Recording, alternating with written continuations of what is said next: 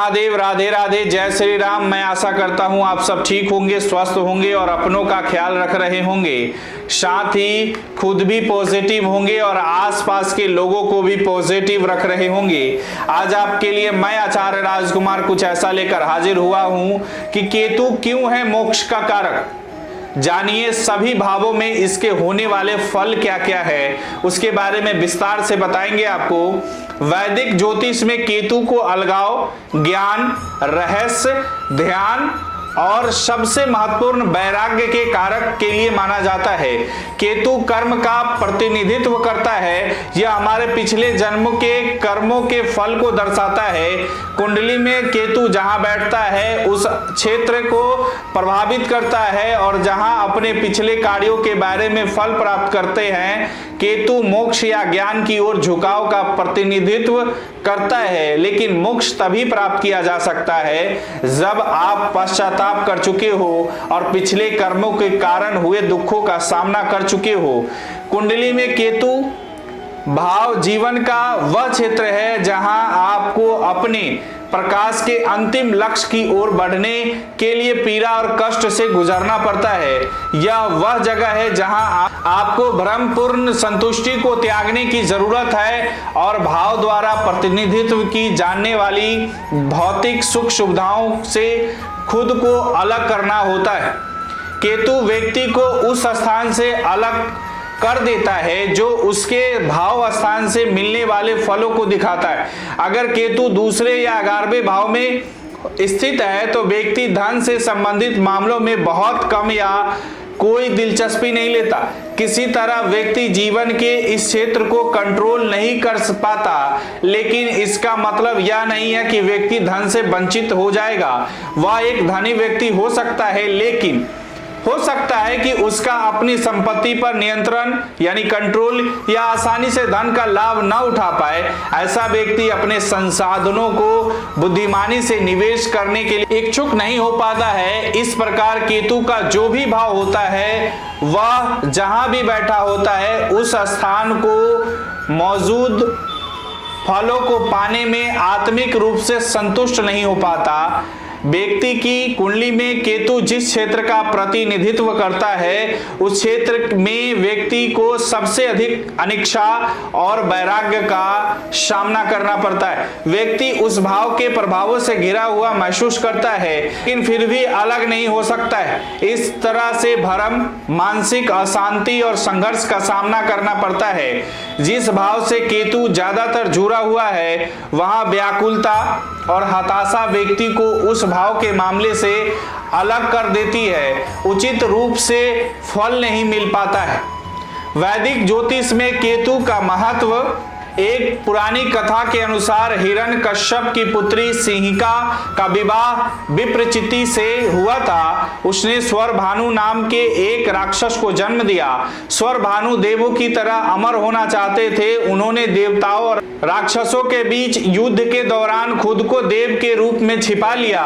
फिर छल द्वारा अमृत पिया। भगवान विष्णु ने उन्हें पहचान लिया और उन्होंने अपने चक्र से स्वरभानु का सिर उनके शरीर से अलग कर दिया, लेकिन तब तक अमृत स्वरभानु के गले तक पहुंच गया।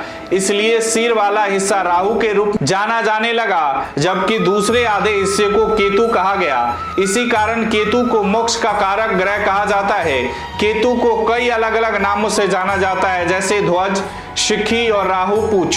जन्म कुंडली में केतु का प्रभाव प्रत्येक अलग अलग राशियों में अलग अलग फल देता है। यदि आपकी कुंडली में केतु मीन में है तो वह अपनी ही राशि और स्वराशि में माना जाता है, या अपनी मूल त्रिकोण राशि में है। यदि यह मकर राशि में है, केतु यदि वृश्चिक राशि में होगा तो मजबूत होता है। केतु धनु राशि में भी उच्च का होता है। केतु वृष राशि में नीच का है। मिथुन राशि में होने पर भी यह नीच का होता है।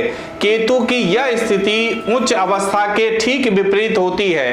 नीच का केतु व्यक्ति को असहाय और अलग महसूस कराता है। केतु अपने आप में कोई ग्रह नहीं है और अपने आप में पूर्ण भी नहीं है। एक ही राक्षस के दो भाग हुए, सिर वाला भाग राहु हुआ तो पूंछ वाला भाग केतु हुआ। ऐसे में केतु का कार्य हैंडलेस होता है, यानी केतु प्रभावित व्यक्ति काम करेगा तो बताए गए तरीके से ही की प्रोसेस को बार बार करता रहेगा। उसके काम में किसी प्रकार की क्रिएटिविटी नहीं होगी। किसी भी क्रिया, वस्तु अथवा संरचना का आखिरी भाग केतु होता है। केतु राहु की तरह अपने प्रभाव सीधे सीधे नहीं देता। जिस ग्रह और राशि के प्रभाव में होगा उसी के अनुसार फल देगा। लाल किताब के अनुसार तो जिस भाव में होगा उसी भाव के अनुसार फल देगा। परंपरागत ज्योतिष में तो इसे कुंजवत यानी मंगल के जैसा कहा गया है। जातक की कुंडली में केतु निशान बनाने वाला होता है। किसी जातक की कुंडली में जिस भाव और राशि में केतु होता है, काल पुरुष की कुंडली के हिसाब से जातक के शरीर में उस हिस्से में कटे, जले अथवा चोट के निशान होने की सर्वाधिक संभावना होती है। विभिन्न भावों में केतु का प्रभाव और उसके उपाय की बात करें तो केतु का पहले भाव का फल, उसका उपाय। प्रथम भाव में केतु होने पर व्यक्ति धनवान और मेहनती होता है, लेकिन उसे हमेशा अपने परिवार की चिंता रहती है। केतु प्रथम भाव में होने पर जातक के पारिवारिक संबंध के लिए शुभ या लाभकारी माना जाता है, लेकिन जब पहले घर में केतु अशुभ हो तो सिर दर्द हो सकता है। यदि प्रथम भाव में केतु अशुभ हो तो जीवन साथी और संतान को स्वास्थ्य को लेकर परेशानी हो सकती है। केतु का पहले भाव में फल, यदि केतु इस घर में शुभ है तो जातक श्रमसाध, अमीर और खुशहाल होगा, लेकिन अपनी संतान की वजह से हमेशा चिंतित और परेशान होगा। वह लगातार स्थानांतरण या यात्रा करते हुए डरा रहेगा, लेकिन अंत में यह हमेशा स्थगित हो जाया करेंगे।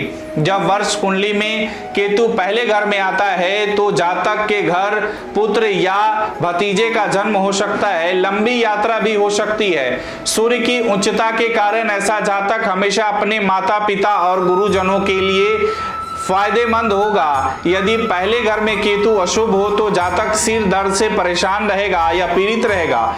उसकी पत्नी स्वास्थ्य समस्याओं और बच्चों से संबंधित चिंताओं से ग्रस्त होगी।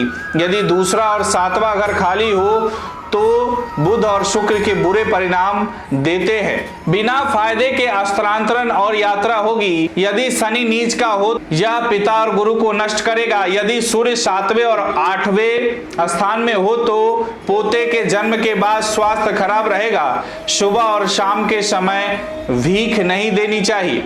केतु प्रथम भाव के उपाय: बंदरों को गुड़ खिलाए, केसर का तिलक लगाए। यदि संतान से परेशान है तो मंदिर में काले और सफेद रंग का कंबल दान करें। अगर आपको यह वीडियो अच्छी लगी हो तो इसे फेसबुक और यूट्यूब पर शेयर और लाइक जरूर करें। इसी तरह और भी वीडियो देखने के लिए जुड़े रहे गणपति ज्योतिष संस्थान से। अपने विचार हमें कमेंट बॉक्स में जरूर भेजें। नमस्कार, राधे राधे।